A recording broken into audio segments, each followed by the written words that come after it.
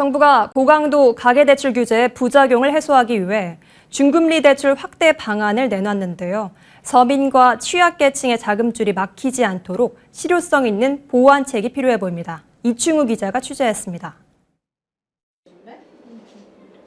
카드업계가 지난해 취급한 중금리 대출은 1조 350억 원으로 전년 대비 72.8% 급증했습니다. 진선미 더불어민주당 의원에 따르면 중저신용자 자금줄 역할을 하는 중금리 대출은 올 상반기에도 큰 폭으로 증가했습니다. 연간 카드업계 중금리 대출 공급 실적은 2019년 감소했다가 이후 증가세로 돌아섰습니다.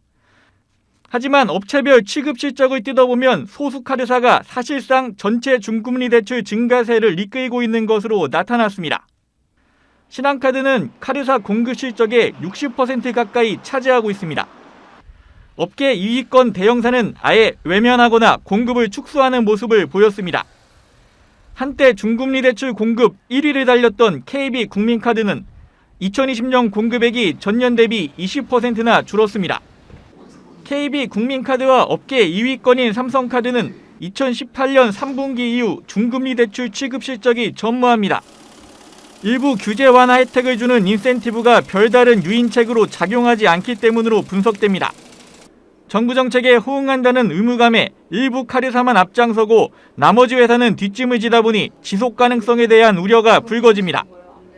정부는 어제 가계부채 증가세를 억제하기 위한 추가 대책을 발표하면서도 중금리 대출 확대 기준은 유지한다는 계획을 내놨습니다. 금융사별로 연간 가계대출 취급 목표치를 협의할 때 중금리 대출 취급 노력도 반영할 것이란 방침도 제시했습니다. 서민 취약계층에 대한 우대 정책도 차질 없이 추진하고 정책 서민금융과 중금리 대출 공급을 확대해 나가겠습니다. 이를 통해 가계부채 관리 강화 기조 하에서도 실수요와 취약계층 보호에 대한 균형감을 유지하겠습니다. 카드업계처럼 현행 중금리 대출 인센티브가 실질적인 효과를 내지 못하는 사례가 있는 만큼 세심한 보완책이 요구된다는 지적입니다.